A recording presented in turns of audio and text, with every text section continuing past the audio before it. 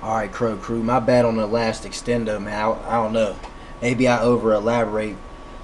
I'm just trying to make sure I'm hitting the angles. You know, things go like this, like on a gyroscope. Like, you know, you gotta get into motion, man.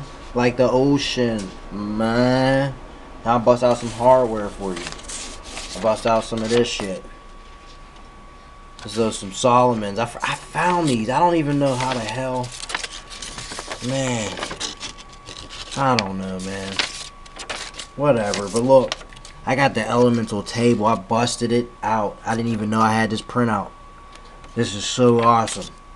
So now I can get into this magic and alchemy further. And we have some very accurate stuff here. Because, look, listen. I'm trying to remember everything that I'm showing you guys on my own, but you know, you have to push your brain to the limit, because see what happens, you get watered down.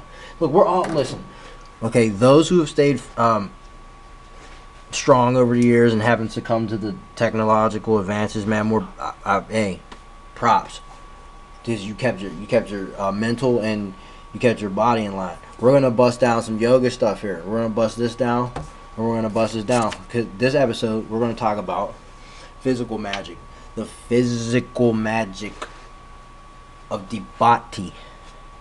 Of the light body. Okay? The physical magic of the light body is elemental intake. That's number one. Because in the your elemental intake, what happens is your alchemical pot, which is your stomach, the fire of digestion, things have their alchemical change there and then are distributed through your cellular division. What does a division of a department do? It handles certain specific things. You know, your cellular division, it means to distribute nutrients and other things like oxygen and other elements throughout the body. You see what I mean? Okay, so when we talk about physical elements and physical magic and alchemy, how this goes in conjunction.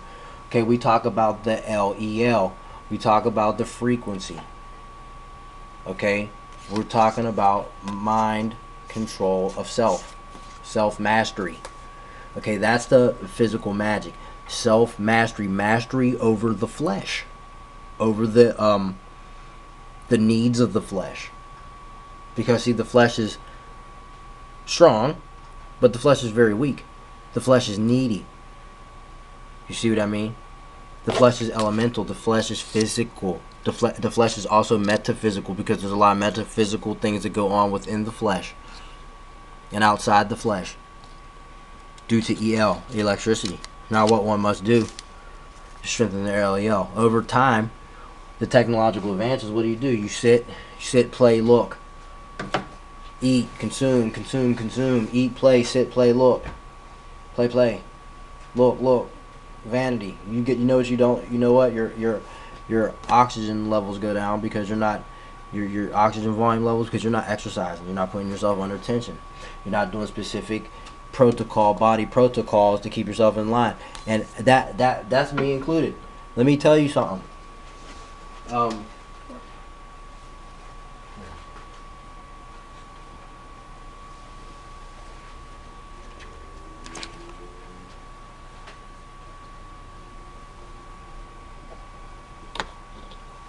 Hold up. All right, shit. My bad. Hold on. All right, look. The body has certain protocols and functions that it does due to physical activity and things that it does when you use your brain for LEL, and you're putting your body under tension. Now, this book right here, I'm going to open up to a couple passages for body purification, and a couple internal locks and stuff like that, stuff that'll manipulate the internals. But I would advise you just go pick this book up. It's called Kundalini Yoga by Shakta Kaur Khalsa. I'll I don't know. I'll put this in the description link or something. But yeah. So physical magic. It begins with yoga. And it begins with martial arts. It begins with the breath. Begins with exercise. That's the physical magic, because your electronic is distributed.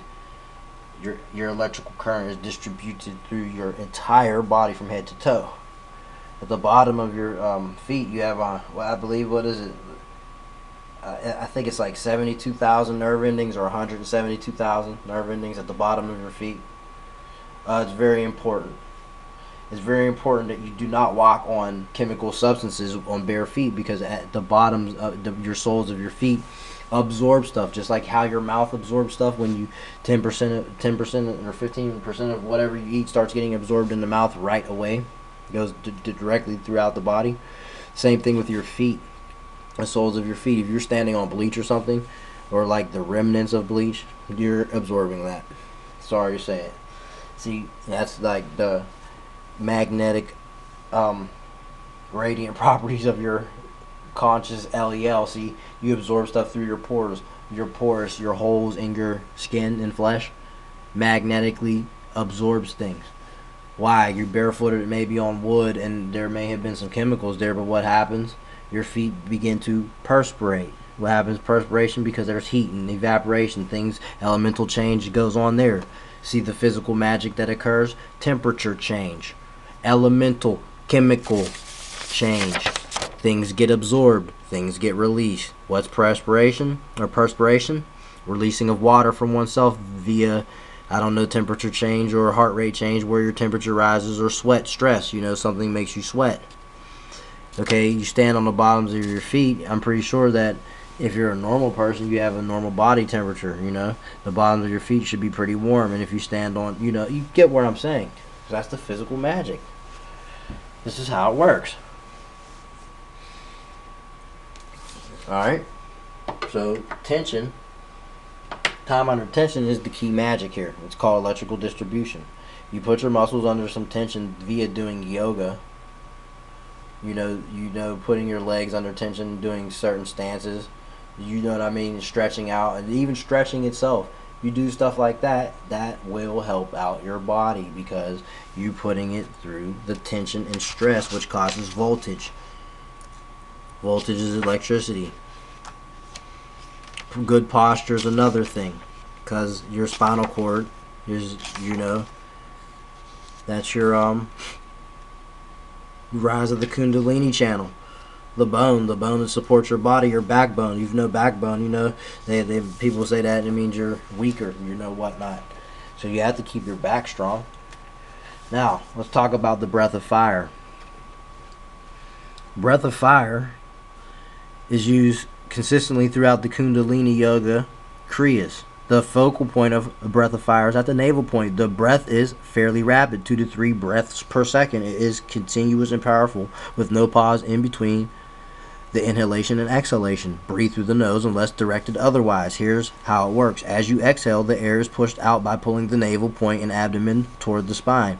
As you inhale, release the inward pull of the navel to allow the breath to automatically return to the lungs. It may be helpful at first to put the hand on the abdomen to feel the inward pull on the exhalation. Basically, your form. You know, that's another thing. Exercise is, no matter what it is, yoga, breathing, weightlifting, martial arts, all is include, you have to have form.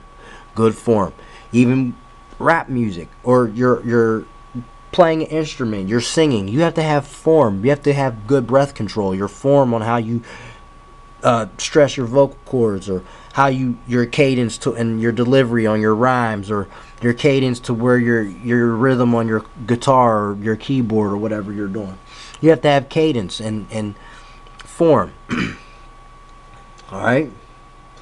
So yeah, so you put your hand on the abdomen to feel the inward pull, the exhalation, and the subsequent relaxation of the abdomen on the inhalation.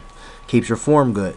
Although it's very balanced breath with no emphasis on either the exhale or inhale, it may be helpful to focus primarily on the exhalation, which is synchronized with the pulling in of the navel. Listen to the sound of the breath, which will create the sound of a steam engine, like tss, you know what I'm saying, stuff like that. So breath of fire is not hyperventilation. Hyperventilation could occur if one were to be using the upper chest to breathe rapidly. There are two parts of the lungs. There's the upper lobes and the lower lobes. The lower lobes are abdominal breathing, which is done in martial arts, Qigong. That's the proper way to breathe. And the upper lobes, you'll notice when you breathe in upper, your shoulders raise and drop. Try it out on your own self.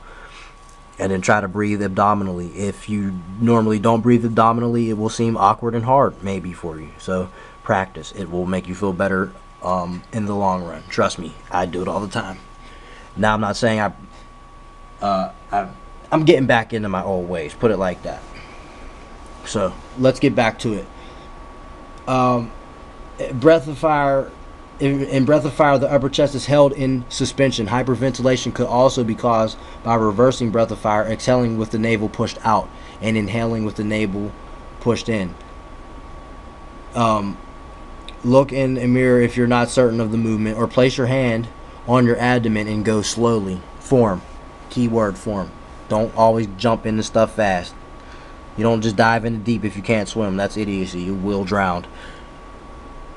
Just like I said, things done in moderation. Don't go look at the sun at high noon. You will become blind. Do it in the morning or when the sun is setting. Okay? Rise or setting. That's another physical magic. We'll get into that later. Physical effects such as slight dizziness, slight headache, tickle or tingle tingle are normal, although not experienced by all. Since breath of fire is a purifying breath, toxins can be released into the bloodstream, especially in the beginning stages, causing symptoms such as the above. These effects will disappear after a time of consistent practice of breath of fire and are not harmful. Because why? Your kidneys and liver filter stuff out. Cleanses the blood, the mucus linings of the lungs, and all the cells. This is the benefits. Expands lung capacity, strengthens all 72,000 nerves in the body, warms up the body, and activates the brain. Studies show that breath of fire increases oxygen delivery to the brain, rejuvenating the brain's neurons, or electrical process. Adding breath of fire to an exercise shortens the time it takes to reach the desired effect. So, yeah, that would be the first tape for physical magic. We'll get into the next one. It's called Satalia Breath. And then yeah, we'll get into some other stuff. I'll catch you on the flip.